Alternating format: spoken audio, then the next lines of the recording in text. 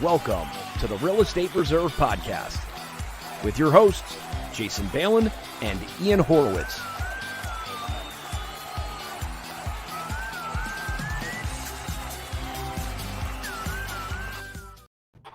Ian, what's up? We got new music? Yeah, man. That was the strip music from REI Madness Open that we really liked. So, we just spliced that thing together. Oh, all right. I like it. Spliced it together. Welcome to the Real Estate Reserve Podcast, everybody. It's Friday, February 26th. Hope everybody is well. Tuning in here live. Got what I think is a cool topic and a good topic that I think a lot of people don't realize in business, especially in real estate, related to building relationships. We're going to jump into building relationships for partnerships. Maybe you have a business partner that you work with, or maybe you want to do a joint venture with somebody and you want to create a partnership there. Obviously, with private lenders, if you're looking to go raise capital, we're going to talk about building relationships with capital lenders, as well as just buying deals, having relationships with sellers, real estate agents, other vendors, other real estate professionals. Relationships, probably the most important thing in business and real estate investing in particular. And I think so many people just think it's all about dollars and cents and how much they can buy a property for, how much they can sell a property for. And they're just kind of scavenging for the next best deal. And then that's it. They're not looking into the future, and they're not looking into, the long-term relationship. I mean, over the years, we've created really good relationships with a lot of folks, and that's kind of catapulted to continue to do business with them over and over. I mean, nobody just wants to buy one real estate deal, right? They just don't want to, hey, I rehabbed my house, I made 40 grand, I'm out. Never do a deal again. It's all about it. So cool, man. Let's hop in and let's talk about some relationships a little bit. Let's talk about partnerships. You have a business partnership with Dan. I have a business partnership with Ian, or with Chris. Sorry. And let's kind of dive in a little bit. And how is your partnership structured? Where did you meet? Where did you meet Dan? Like, why are you guys good business partners in general? And what are some advice for somebody that's looking to maybe create a business partnership? Yeah, so we had a unique situation. We grew up together. I've known Dan's wife since we were little kids, and that was, I guess, one of the good things. We spent a lot of our formidable years together. After late teens, early 20s, we all moved down here to become firemen. So we had a long-standing relationship. And we've both gotten into real estate in different ways, different vehicles, and we joined up at some point. But I would say one of the biggest reasons, and it's probably the same thing for you and Chris, because I know we talk about it all the time, the similarities between our business relationships, is that there's it's a 50-50 partnership. We both have what we do good in.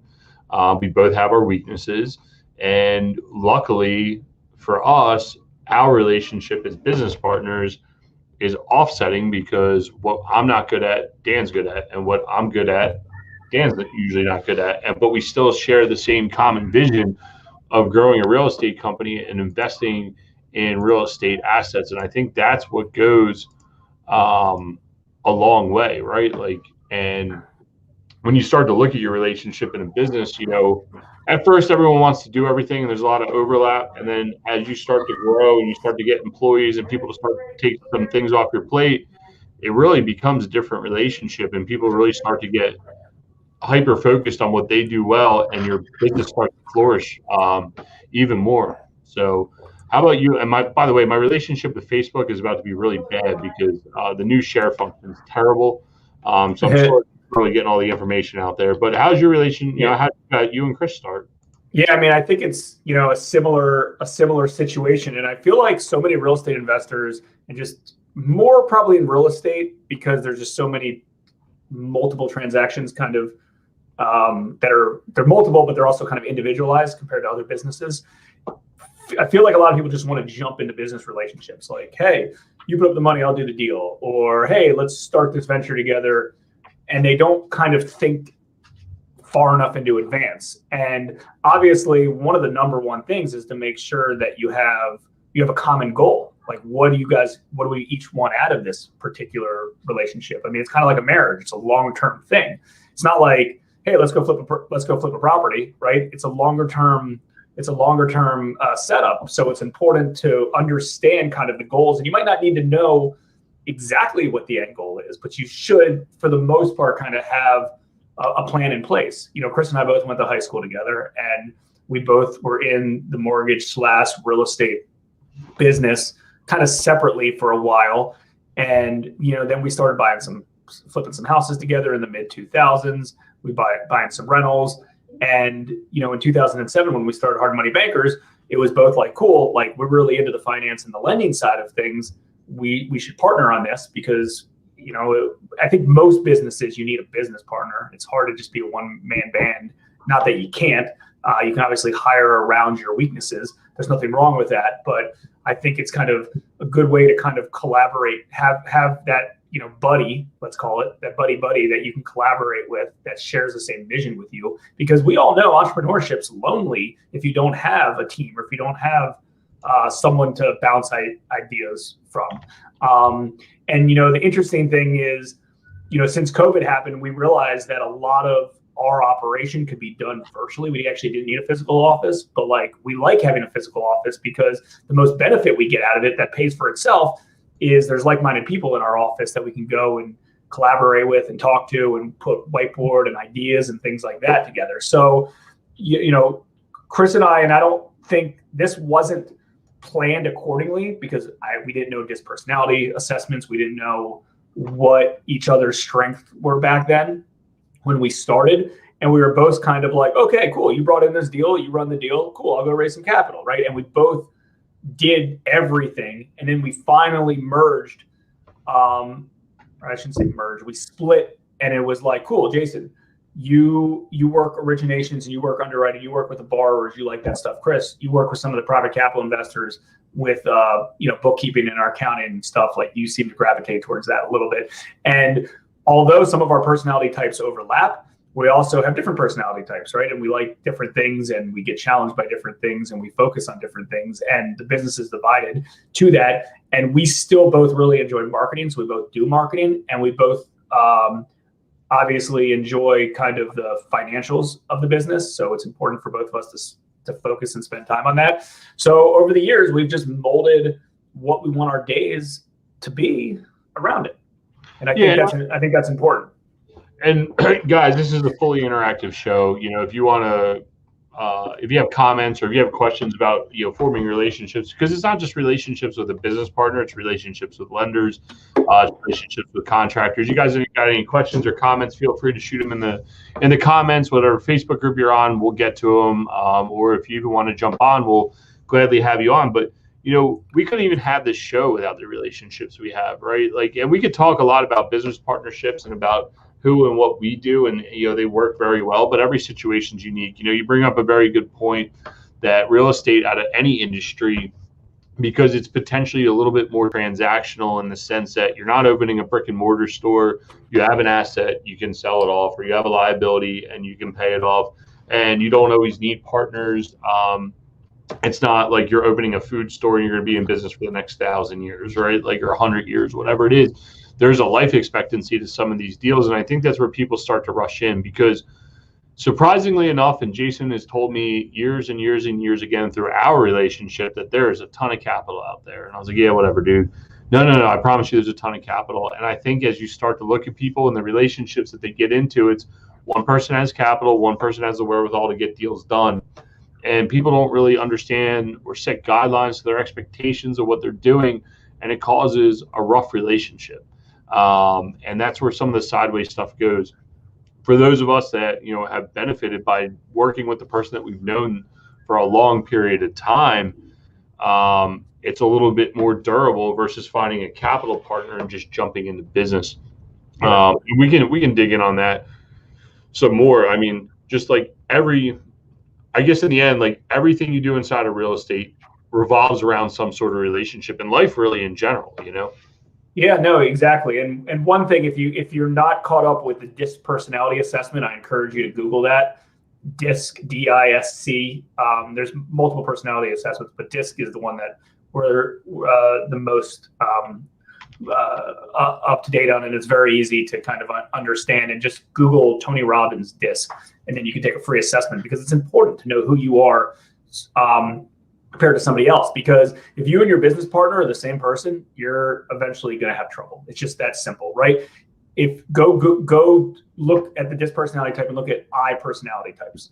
If you're both an I personality type, you're going to have a hard time. You're going to have you might have an easy time finding deals, locating deals, making deals work, things like that. But you're not going to have anyone on the back end holding down the fort, taking care of everything, making sure everything's, all the T's are dotted and the I's, or all the T's are crossed and the I's are dotted, and that's important. So, but right here, hold on one second, is that you could identify what you guys are both really strong in and know that you need to hire. If two people are I's, I would say the first thing you need to hire is a controller or somebody to keep you guys in check, to say, you can't spend money like that, or you can't do that. Like, you guys got to take a deep breath, right? Like, just because you guys overlap doesn't mean you can't work together.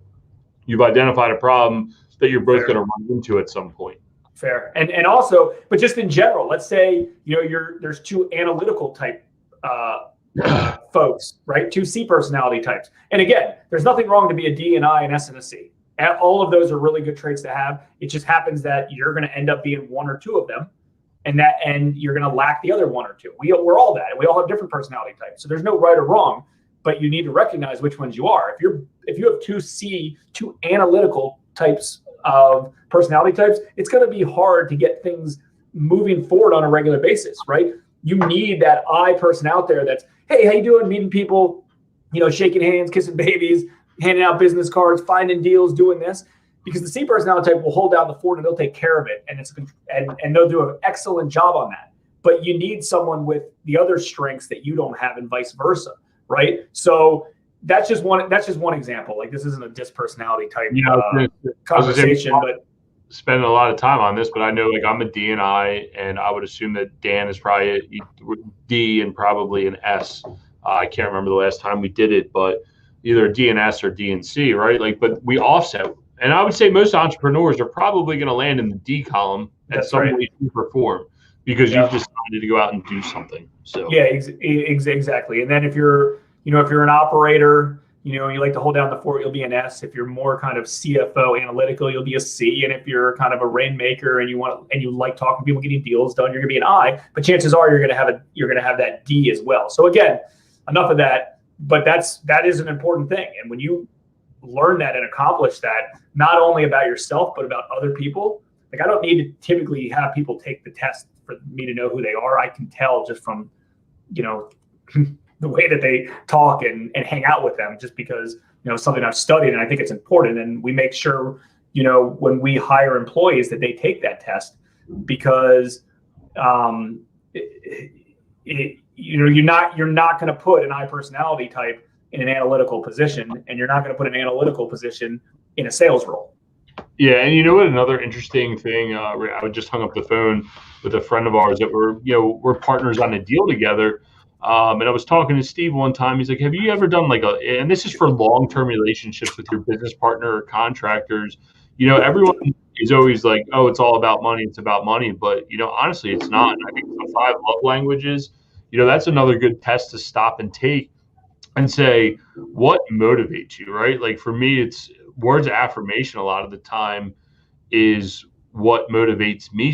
And, if you start looking at those types of things and get analytical on some of your business relationship, it can go a long way. Because, if someone's like, oh, well, it's about gifts, and like they do a good job, it's like, okay, well, here's your paycheck and here's a gift card to Starbucks. That could go a long way, more than you could ever expect. And when you start to understand what motivates people, besides money, you can get a lot further, not only with your business partners, but your contractors, your realtors, any of your service providers.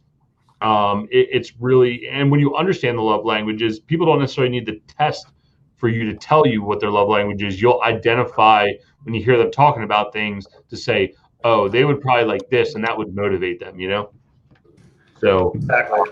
I want to type this in here real quick, because I think this is important. Okay, so let's talk about relationships with capital investors. Now, we've been raising capital for a long time, and I understand how to, and I understand how to make sure everything's a win-win situation. And I'll tell you something that most people won't realize. People that I raise capital from that are our private lenders are not going to be your private lenders. They're not going to be Ian's private lenders. Chances are they're not going to be other people's private lenders. I'm not saying that they won't work with other people, but like, it's relationship. That's what it is. Your relationships with your private lenders aren't going to work with me, and my private lenders aren't going to work with you. That's just what it is. Now, eventually, if you create a relationship with them, or I create a relationship with your people, that could happen, but it's not going to happen overnight. There's no magic like, hey, private capital list, right? Like, hey, like if I gave you our private capital investors, they wouldn't work with you. They wouldn't lend to you. Like these are relationships that have grown over the years, that start small, that build up. That's just what it is, right? Like I might do a joint venture with Ian on a deal, right? But that doesn't mean I would do it with this next person, or Ian would do it with the next person, or whoever. If you're watching this, you might not do one with me, right? I might not bring enough value to it. It's about relationship in so many ways. Dollars and cents is one part of it. Don't get me wrong, but that's but that's just one part of it. And I feel like, a lot of people are like, oh, if I just knew the private investors, if I knew the private lenders, I would have all the capital I needed. And you do know the private lenders or the private investors. Everybody does. They're all in, our sphere, or our sphere's sphere. That's just how it is. We didn't know anyone with capital when we started raising capital, but we met people that knew other people, knew what we were doing, and we built relationships with them. And it wasn't like, hey, let's go raise capital because we need it next week. It was it was a long play. It was like, cool, let's go raise capital. Somebody I talked to today, I built a relationship with today, then tomorrow or months from now, or maybe even years from now, they potentially start working with you. So I think that's important to think about. And also, when you use capital in general, not all capital, let's just call it private capital, is equal,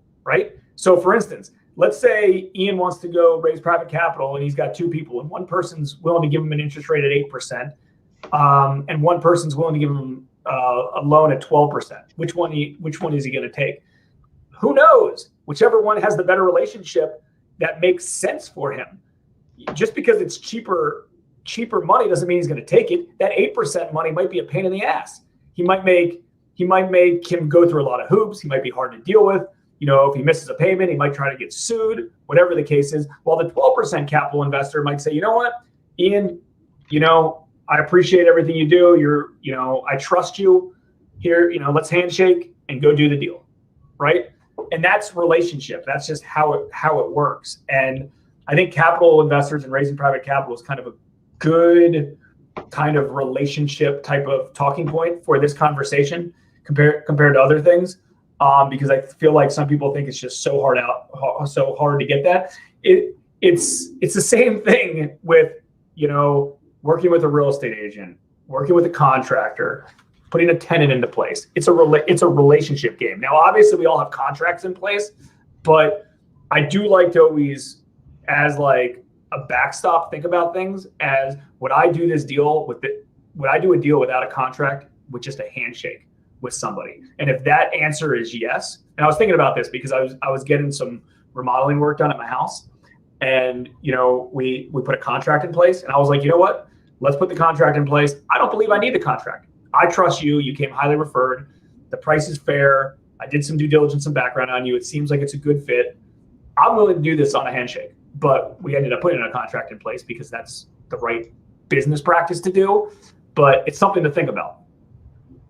Yeah, no, definitely. And I think that's where like some things go sideways. Just talking about contracts and all that good stuff, we could go down that road. There is a time and place for all that good stuff. But to go back to the capital investors, it took me a long time to walk across that epiphany bridge. But you know what helps build relationships? This stuff right here. Getting on Facebook, going out doing interviews, being an industry leader, putting yourself out there, commenting where you can. You don't necessarily need a show, but if you're out there and you're commenting and you can prove that you're the expert, people are going to flock to you. I just got a phone call today from a supplier who's in this commercial real estate industry and said, and I just recently met him. We sat down, we had lunch, and he's like, hey, man, like, my son, he's a fighter pilot in the Navy, and he wants to get into commercial real estate. I said, oh, okay, cool. Like, all these other guys, like, I don't know, when I met you, you have an infectious personality. Like, I want him to talk to you. And just by knowing and showing and like everything that we do, I was like, here you go, Frank. Like, this is everything that I got. Here's our YouTube channel. Here's all the, tell him to join our email list. Here's a copy of our book. Like, this is really what he wants to do. Those things start to go a long way. So it's not that you don't need if this is not your medium of getting out here and talking, being in front of the camera, fine. Go out, start a blog, start a monthly newsletter, do something, because in the end, trying to find that capital, it's not necessarily, sometimes it's not all about it. It's not deal performance, right? Like, we could all go and invest with the big boys, the big syndicators in the world, get guaranteed returns, but there's no business relationship there. And it's hard to make that epiphany bridge walk across that land to go hand those guys money versus saying, you know what, Jason's got a really good operation. It intrigues me so much. I'm going to hand him money, or whoever it may be. But let me ask you a question. How many deals have you done with sellers, right? We've talked about business partners. We've talked about private capital, and there's a lot of different people we can talk to, but about different, examples. How many deals? Actually, let me back up one second, and then I'll ask you this question. So if anyone had tuned in to listen to the REI Madness, one of the broadcasts that we did with REI Madness, we had Andrew and RJ on there. They're both, very qualified, good realtors locally. And Chivers was somewhere in that group. Oh yeah, Chivers was in that group too, as well. But it was a conversation between the two of them. But yeah, I got you. So one of the things that I think Andrew said, which made a lot of sense, and I agree with, is right now we're in a competitive market, right? And offers are coming in, right? Like, do I take the highest offer? Do I take the most qualified offer? Whatever the case is. And Andrew mentioned, he was like, listen, if RJ gives me an offer, I'm going to take it really seriously, because I know I have a relationship with RJ. RJ's not going to waste my time or take advantage of it. If he calls me, I'm going to pick up the phone and say, cool, what are the numbers? And I'm going to go back to my seller and be like, listen, this is a legit offer from somebody I really respect, a relationship that I have. And there's a good chance, as long as it's in the ballpark of, a qualified deal, that they're going to accept that deal. And the only reason why was because they have a relationship. If, let's say, the offer is let's say the sales price is 175 and someone offers 177 and RJ's person offers 175, I guarantee over a small amount of money that the relationship is going to win. That's always the case.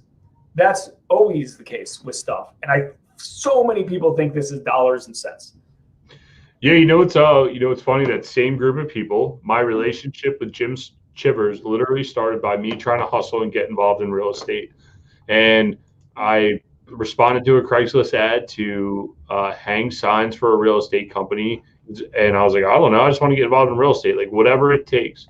And I started talking to this guy, Jim, big, tall guy. And I was like, hey, man, like, I'm interested in commercial real estate. Like, I want to get involved in this one day. He's like, yeah, whatever, buddy. I always kept his phone number. I did my work. I always kept his phone number. I always kept calling him. Hey, Jim, hey, Jim, hey, Jim, hey, Jim. And we just closed one of the biggest deals we've ever done to date with Jim, because that relationship has grown over the years. Yes, we've become close, friends and family and all that other good stuff. But in the end, had I not even taken the time to respond to that initial ad or step out on a limb and say, hey, man, like, I'm looking at these properties. Do you have a minute? And by doing the right thing and continuing. Yeah. And nobody does it. And I mean, again, like, take the human element into perspective with everything, right? It doesn't matter what vendor. It doesn't matter if you're buying something, a stick of gum. Like, you act like a good human and try to really take care and make sure it's a win-win. Listen, if you get over on somebody, right?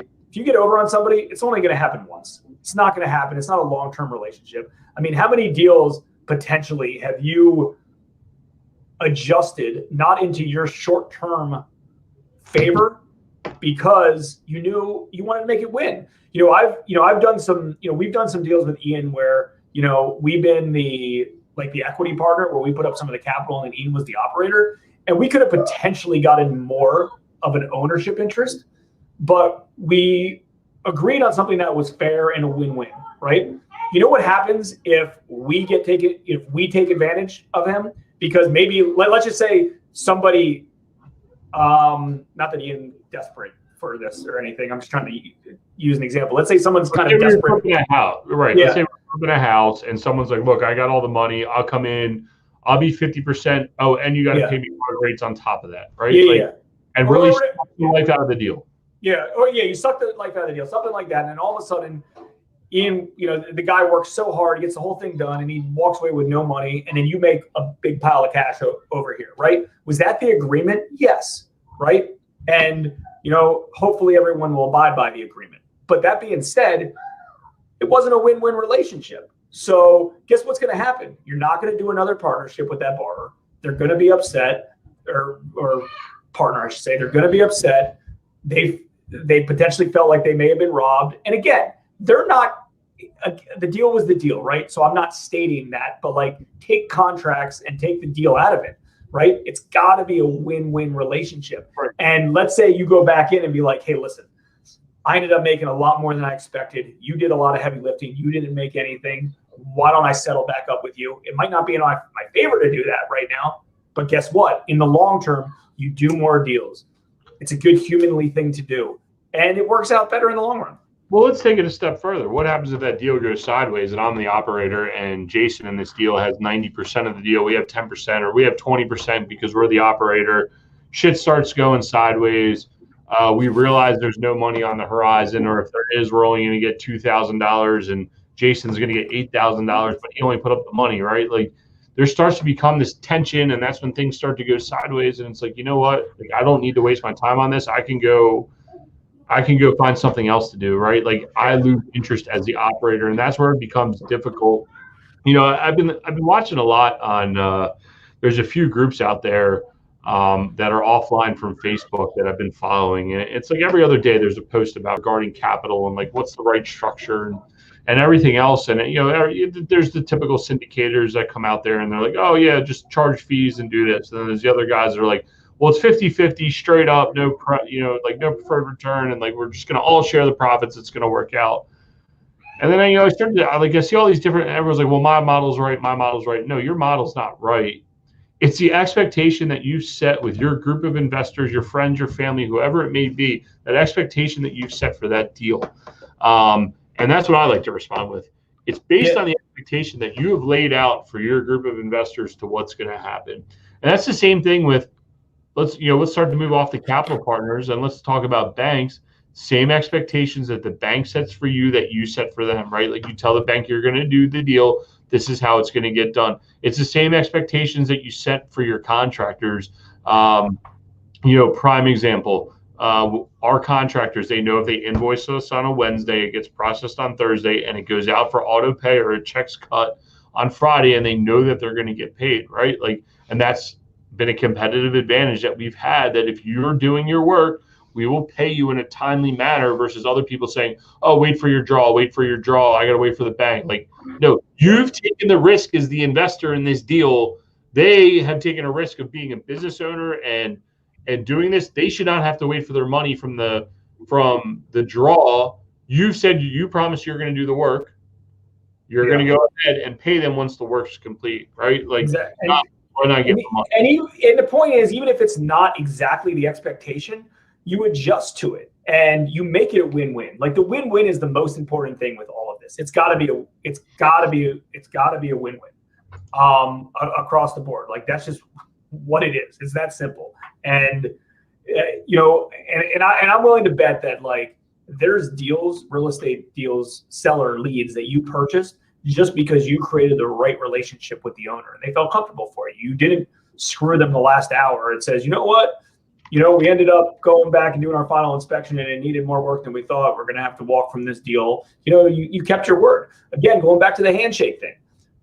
We're not doing deals on handshakes. We're doing deals with contracts to make sure they're protected. But it's almost like we're doing deals on a handshake. If we tell somebody something, we're going to do it, as long as, obviously, what they told us was accurate as well. Yeah, no, and a friend of mine, he used to wholesale a lot of houses, and he would always know that if something happened, he could come back to us and work out a deal. We would always give him our offer on day one, and he knew on whatever day of the contract that, if he couldn't sell it and our offer stood, that he would be willing to sell it. We would be willing to buy it because we knew we had that relationship. He knew what type of deals we liked. And I've been watching a few other people starting to put out surveys about like, hey, you're a buyer of this type of property. Like, can you give me all this specific information? Look, man, like, it's not for you to decide. And I guess this kind of relates to the book that we're both finishing up reading. Is like, it's not my job to decide what deals work for you, right? Like, if I'm wholesaling something and I have a relationship with you, you know what type of deals I'm bringing. And if you want to buy them, buy them. Like, I'm not going to sit there and like narrow down deals. You're going to start to build relationship with certain clients and certain people that buy houses off you that when you get it under contract, you're the first phone call, right? Like, I know like Shane Lawyer, who sold us White House Manor Apartments, called me up the other week. Hey, man, I got this hot lead on this other apartment building. It's out of your market, but I can make a move on it. Are you interested? Yeah, exactly. Right, yeah. Exactly. Yeah. So, I mean, that's how it goes. That's relationships. And unfortunately, it's and I mean, the thing is this. If anyone's into business or real estate for the short-term purposes, this topic is irrelevant. It just is, right? If you want to come in and flip a house and kind of just do your thing solely, relationships don't really matter, I guess, to you. But for most of us that are serious about business, we want to grow our business. We respect and appreciate all of our relationships that we've grown. We want to make sure we have a good name and we do what we say we're going to do. And I think that's important. So hopefully, I don't know if there's anything else you want to touch base with related to this, but I think we can kind of wrap it up in a sec. I know next week we've got some really, really good interviews coming in in a few different niches. So you're definitely going to want to make sure you're available next week. We'll give everybody some notifications, send some email blasts out as well. Yeah, I think, again, it's all relationships. The person that we're interviewing next week was through a reference from another real estate investor that I've been that I've helped out several times. And he's like, I found the best insurance that I've found in a long time. You need to call this guy. But had I not been on his radar because I hadn't helped the guy before, I wouldn't even have this phone call. I would have never done business with this guy. And we wouldn't have the relationship with him to even be able to bring him on our show, right? There you go. It all ties together. So in the end, there is one other thing going back to banks is, everyone always asks, how do you find these banks that are lending money? Pick up the phone, start calling. They might not be the right person for you today, but in the long run, that's right. You never know who you're going to talk to. Exactly. Everybody wants short-term gratification. That's the issue. Yeah. Like, it took us years to get some of our private capital investors, right? It didn't happen overnight. Like, it took years to create relationships with some other folks. Like, that's just what it is. Listen, sometimes there's an immediate need and it goes right away, and that's fine. But like, you gotta be a bat and you gotta take swings over and over and over and over and over and over and over. And you gotta meet people. You gotta go to real estate groups. Like, it's kind of weird to say, but like, typically when you're looking for something, you're not going to find it. But when you're not looking for it, it'll find you. That's just what happens with things. So, all right, man. I say let's wrap it up for this week. Hope everyone's got a good weekend, and we'll circle back with everybody next week. Yeah, man. I'm out of here. Thanks for tuning in to the Real Estate Reserve podcast. Do us a favor and like, comment, and share our broadcast. It helps the algorithm